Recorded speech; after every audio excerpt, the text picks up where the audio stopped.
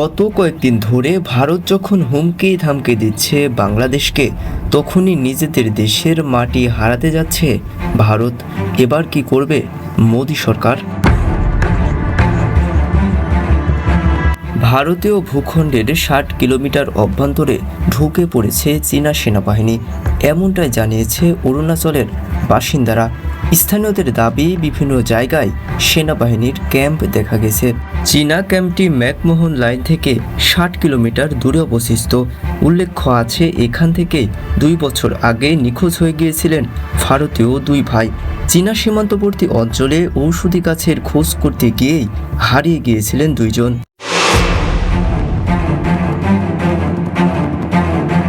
ওই দুই ভাই ছাড়াও ভারত চীন সীমান্ত থেকে আগেও নিখোঁজ হয়েছেন একাধিক মানুষ। এর আগে ২০২০ সালের সেপ্টেম্বরে সুনামগিরি জেলা থেকে নিখোঁজ হয় ৫ যুবক। এক সপ্তাহ পিএলের হাতে বন্দি থাকার পর ফিরে আসেন তারা। ২০২২ সালে এক কিশোর চীনা সদস্যদের হাতে বন্দি ছিলেন।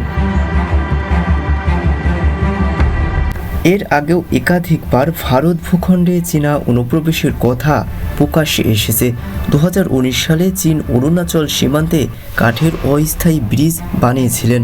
২০২০ সালে দিবঙ্গ জেলাতে ঢুকে পড়েছিল চীনা সেনাবাহিনী। সাম্প্রতিক সময়ে মণিপুর রাজ্য জুড়ে যে সংঘাত চলছে, তাতে বলা যায় বাংলাদেশকে অস্থির করতে গিয়েই তারা এখন অস্থিরতায় পড়েছে।